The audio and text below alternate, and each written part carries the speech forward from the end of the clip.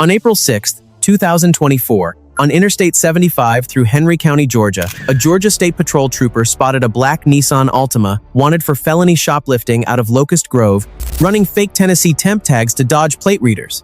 Haley Christine Bott had one play here pull over and take the theft charge. Instead, this retail genius pushed past 100 miles per hour, shoved an innocent driver into the side of a semi-truck, and turned a shoplifting call into a full-blown highway demolition derby. All of it, for stuff she never paid for.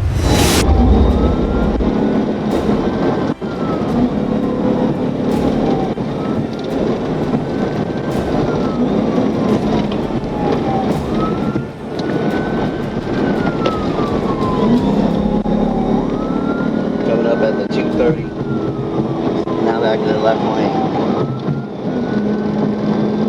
That's what I'm coming to, the 230 left lane.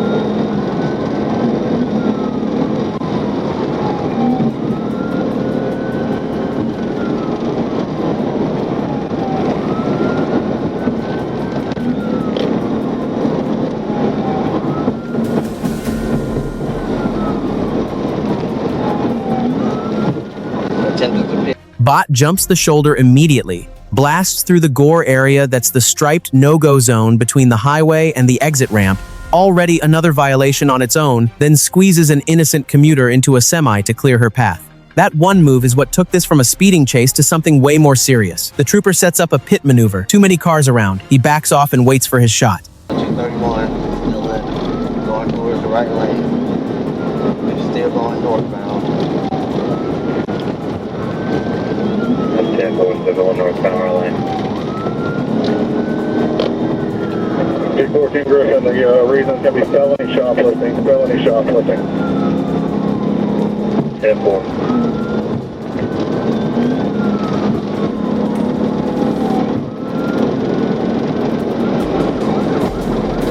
Now in the left lane, going up on the 233. Going up on the 233. We're still in the left middle lane.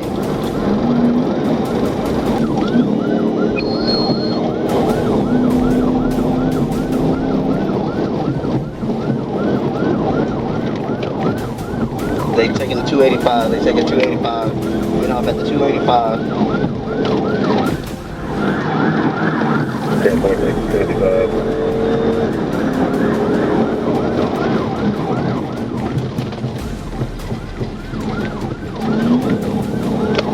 They just forced the car for officer the shoulder. Still going towards 285, going west 285. 10-4 west, 285.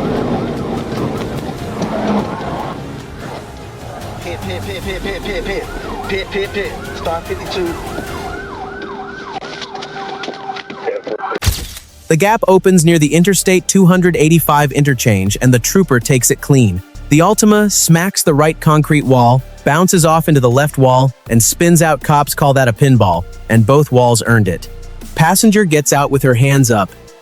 The driver sits there crying about a busted knee. This from the same woman who was doing 100 into traffic 40 seconds ago.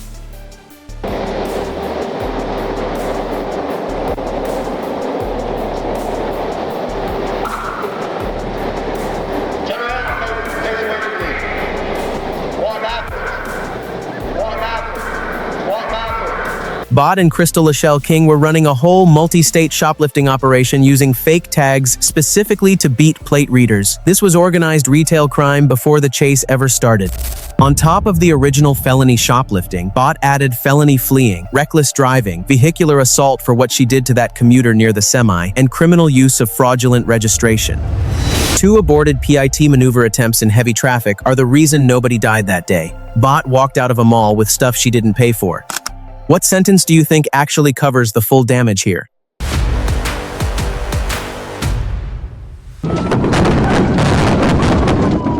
On February 7, 2022, in Gwinnett County, Georgia, a Georgia State Patrol trooper pulled over a black Chevy Malibu doing 91 in a 70. Pretty routine stuff. Except the name the driver handed over didn't match the face in the Georgia Crime Information Center database. Suspended license. And apparently this idiot figured she could just lie her way through a traffic stop and walk away clean. She couldn't. The second a supervisor showed up to sort it out, She punched the gas, turning a simple citation into a felony chase at 130 miles per hour through red lights and school zones. Watch those brake lights the exact second the supervisor steps out of his car. That's your tell right there. She drops it into drive mid-sentence, goes from 91 to 130 before you can blink, and rides the shoulder right past cars that already pulled over for the sirens. Blows straight through a red light at a school zone. All of that just to hide a suspended license and a fake name.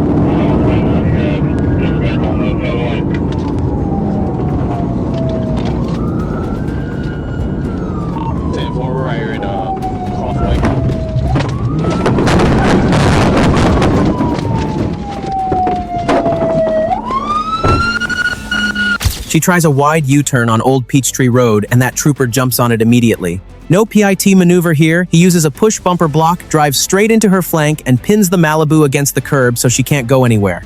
No fancy spin, just physics doing the job. She's stuck inside her own smoking car with zero options left.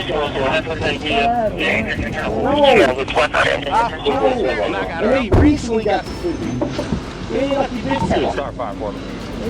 You ain't got a surgeon. Her real name didn't come out until the hospital because even after the crash, she still wouldn't say who she was. The dashcam got everything though. Felony fleeing, reckless driving, giving false info to law enforcement, and reckless endangerment in a school zone. A suspended license gets you a fine and a court date. She handed herself a felony record instead, the second she gave that fake name. You tell me, was any of this worth it?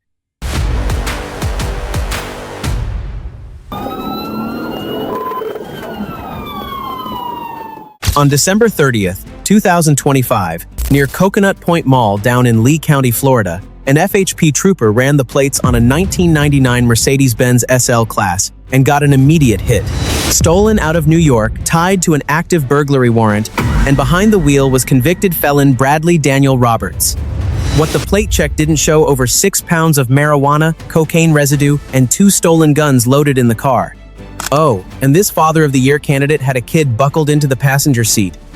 Trooper hits the lights. Roberts buries the throttle 127 miles per hour through traffic circles with a child on board.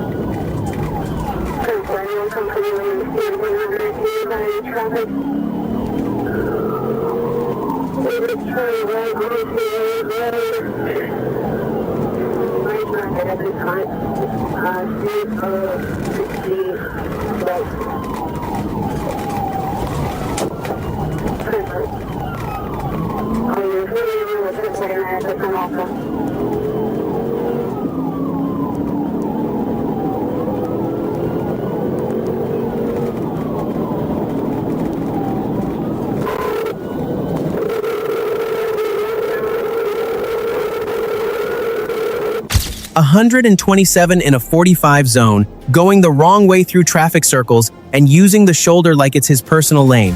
The kid is right there beside him the whole time and Roberts doesn't let up once. FHP starts setting up pit maneuver attempts and keeps working angles until something sticks.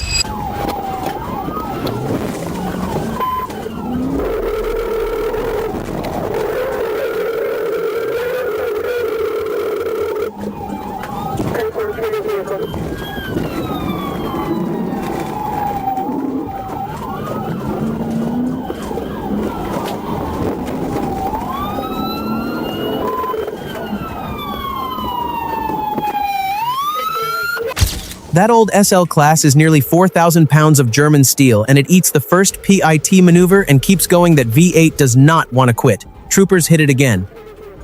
And again. When the final contact finally pins the car, both Roberts and the kid bail and run. Roberts hits the pavement. His little foot chase lasted about as long as his freedom was always going to.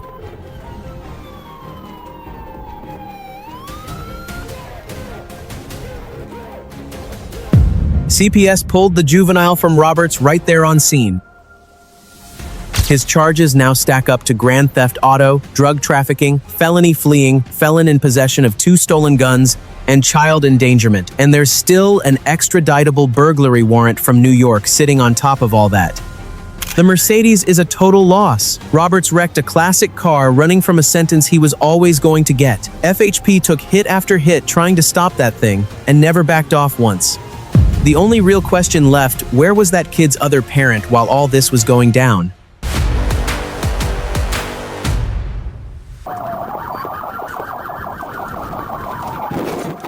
On April 25th, 2024, out in Pasco County, Florida, an unmarked FHP cruiser clocked a white Nissan Altima doing over 100 in a 45 zone. Sounds like a speeding ticket, right? Wrong! DeMarco Lee Earls Jr. was already on felony probation, driving on a suspended license, with cocaine and over 4 grams of fentanyl on him. He wasn't scared of a ticket. He was scared of going back to prison for a decade. So when those lights came on, this idiot floored it 115 miles per hour down Suncoast Parkway.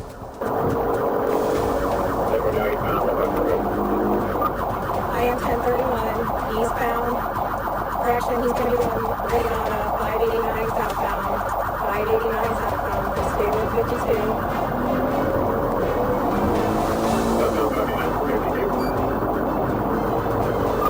Try to get another unit of this explorer. Just got off on Ridge. I'll let you know what direction.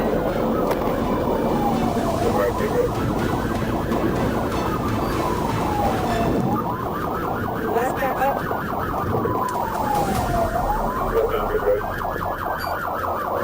Correction, eastbound. Eastbound on Ridge. I think, yeah, eastbound Ridge. He's not going to have anywhere to go for a minute.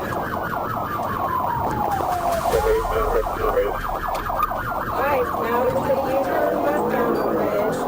Westbound on Ridge. This career criminal cuts straight across the center median like it's not even there, then hops the outside shoulder past cars already pulled over. He's throwing random U-turns trying to shake the tail, every one more desperate than the last. That's when Sergeant Dominique Howard of FHP steps in. Howard doesn't chase, he hunts.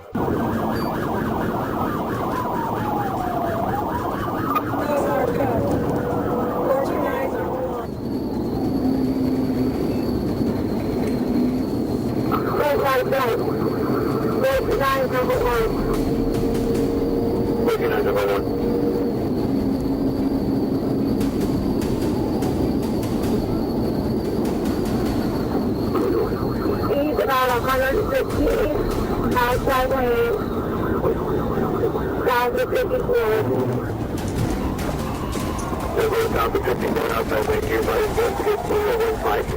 Earl spins the wrong way onto an entrance ramp, and Sergeant Howard sees his shot.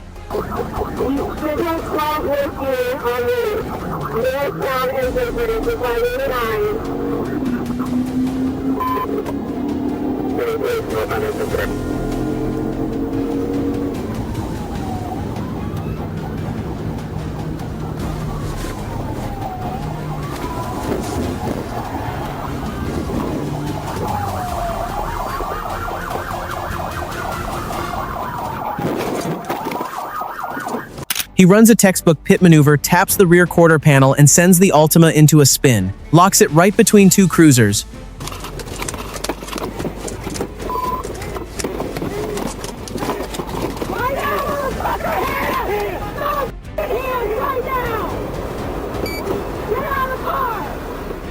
Earls crawls out the passenger side swinging and tries to bite Corporal Franklin. Not exactly a smooth exit for someone who thought he was getting away. Officers found his name on a prescription bottle just sitting on the seat. DeMarco Lee Earls Jr. Probation till 2028. No license, cocaine, and enough fentanyl to trigger mandatory trafficking charges in Florida, all stacked on top of the probation violation. He also tried to bite a cop on the way out, so add assault on an officer to the pile. 4 grams of fentanyl is thousands of potential fatal doses. FHP got that off the streets on a regular Tuesday. Was Earls ever going to stop on his own? Hey, come back! Let me try that! Stop! Stop!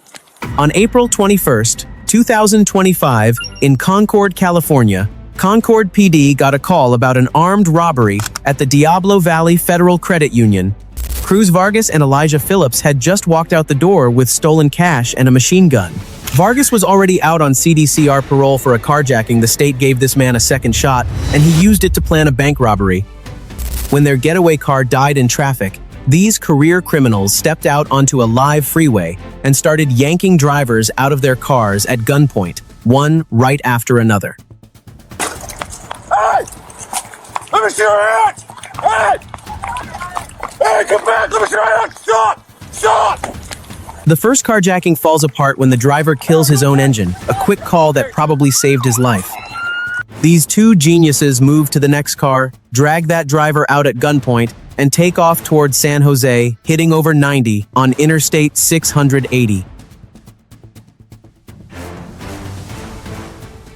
Concord PD doesn't let up. They're already feeding real-time coordinates to SJPD to shut down every exit before Vargas and Phillips even see them coming. Making a right turn on Mulberry Road. Heading north. And myself and a Yeah, couple... they're going over the freeway.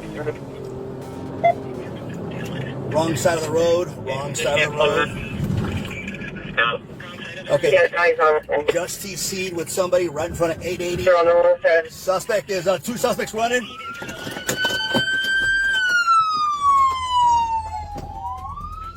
Okay.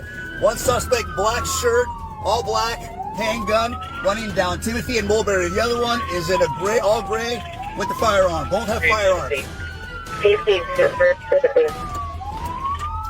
That second stolen car crashes in San Jose, and both men run. Vargas is packing a handgun with an illegal auto switch and a drum magazine under federal law that is a machine gun, and just having it is a mandatory 10-year sentence.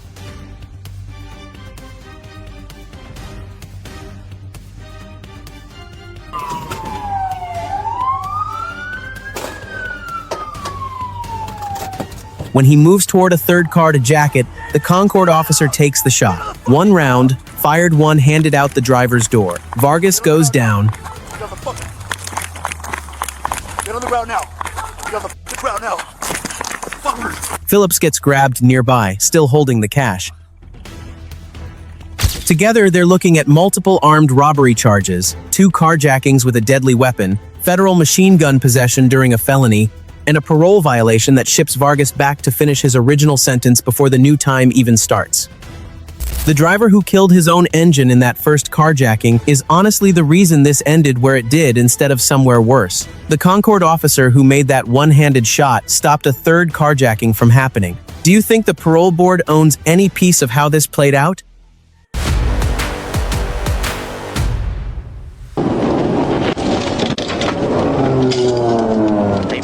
On March 17, 2024, outside Sheridan, Arkansas, Officer Mike Sweeney got a flock camera ping on a stolen 2015 Honda Civic.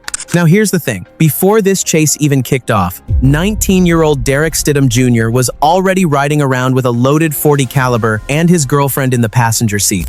The same girlfriend he'd leave bleeding in a ditch the second things went sideways. Blue lights came on, he ran. 10-4, Eastbound passing 270-041. I'm not in pursuit. I'm forwarding. We're about 68 miles an hour. Dispatch, copy.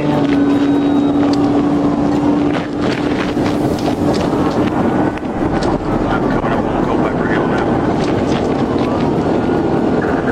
Yeah, okay.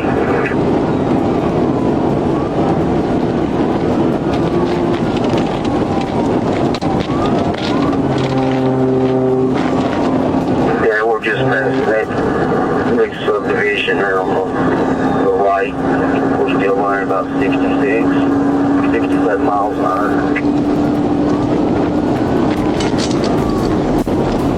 Stidham goes from 68 straight past 90 the moment those lights flip on. He's cutting through traffic like the road belongs to him. No time for spike strips. Officer Sweeney lines up the TVI after barely 1 mile. 1 mile. That's how long this moron lasted before making the worst call of his life.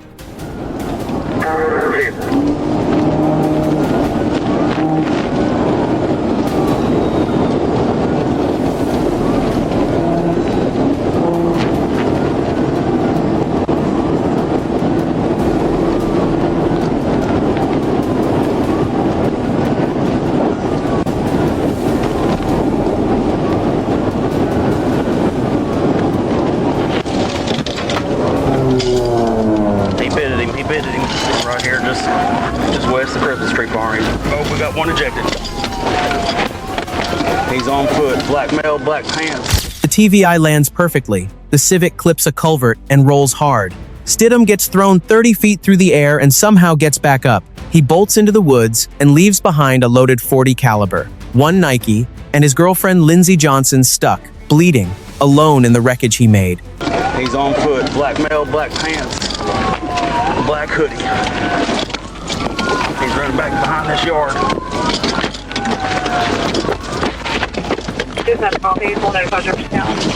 Drones and Prison K-9S worked those woods for hours. Stidham got away that night, but Lindsay talked from her hospital bed and gave him up completely. 4 felonies off 1 mile of bad decisions. Felony fleeing, theft by receiving illegal firearm, and leaving an injured person behind. Officer Sweeney made the right call. Was the TVI justified, knowing what was in that car? On a night in April 2026, in Little Rock, Arkansas, Little Rock PD got a flock camera hit on a stolen white 2021 Toyota Venza. When officers moved in, 4 guys in black hoodies decided they weren't stopping for anybody.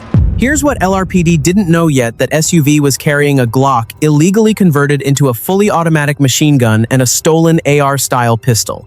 These weren't just car thieves out joyriding. This was a rolling armory, and the camera already had them the second they pulled out of the driveway.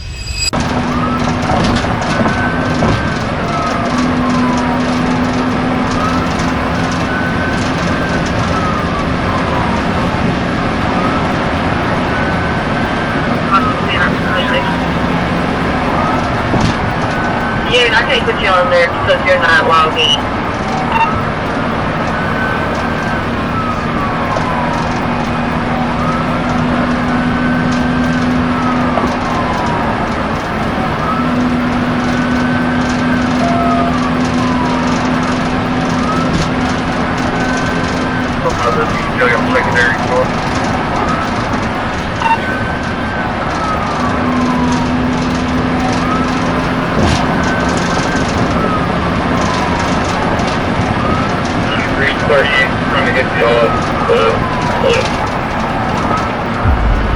The Venza blows every red light on 36th Street, hitting over 80 miles per hour through a neighborhood, then cuts straight into oncoming traffic and jumps on Interstate 630.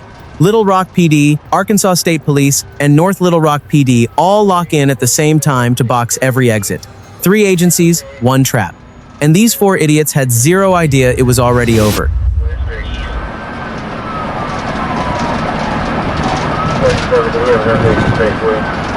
I got the channel set so they're listening.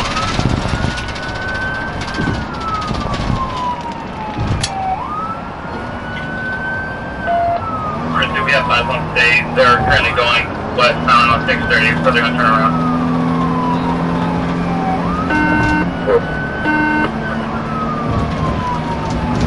We'll be getting on 630 right left. Unit on 30 East, these are currently the light traffic.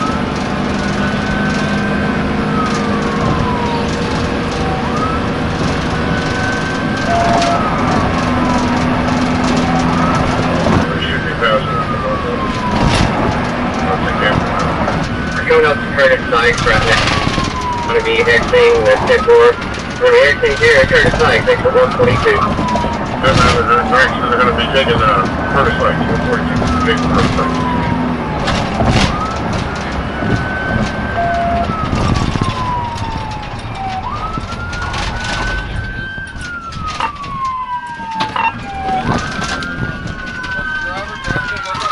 The driver tries a hard left onto 19th Street way too fast and loses it. The Venza slides into a grass lot and all four doors fly open at once.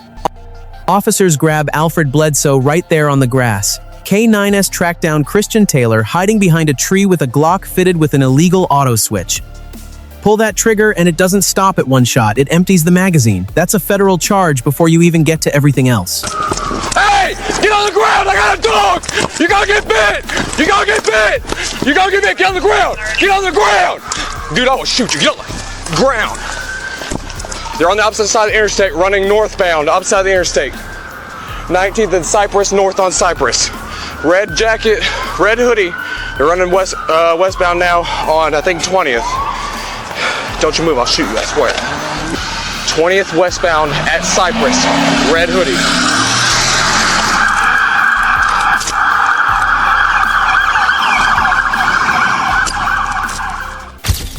Alfred Bledsoe, convicted felon, hands cuffed behind his back inside a locked patrol car, popped the door open and tried to bolt. Made it 3 steps.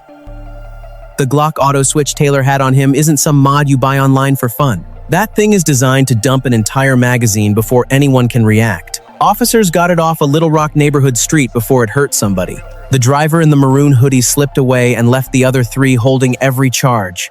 Little Rock PD is still working that case. What happened?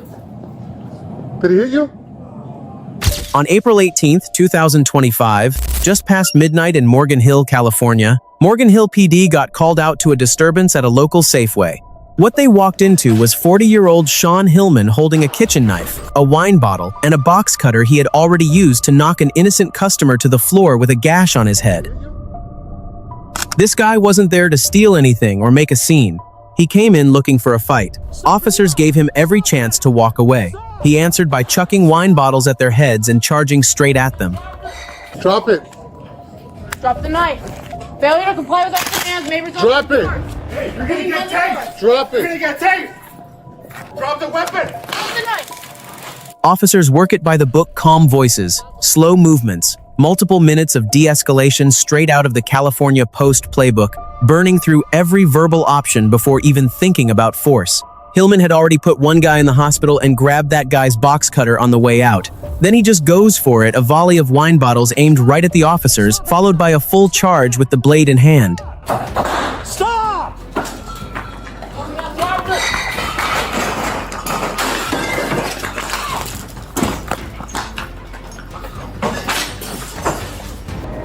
What are you doing?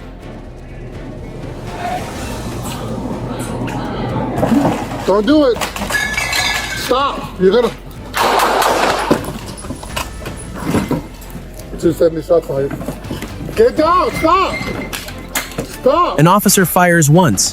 Hillman doesn't even flinch. He keeps walking forward like he's got nothing to lose. The officer fires again. Hillman goes down right there in the broken glass and spilled wine all over the supermarket floor. Get down. And within seconds, the same officers who just had to shoot this man are down on their knees, giving him first aid. Stop! Stop! Want to get you help? I'm going taser! Hey, stop, okay? Come on, what's up with it? Get on your stomach right now. Listo. Hey, get on your stomach! It's okay. We want to help you. Stop! Your stomach. Anybody else got a taser or anything? Get on your stomach!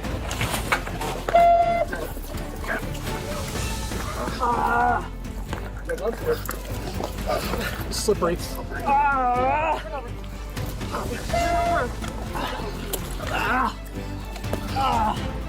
Stop! Stop! Watch the gloves, watch the Stop! Is that my camera?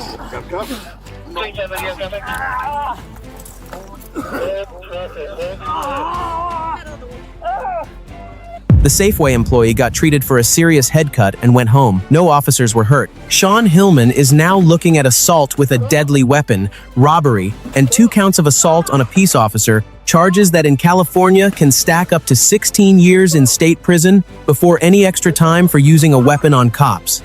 Morgan Hill PD ran through every option they had. Hillman decided how this night ended, and he made that call in aisle 3.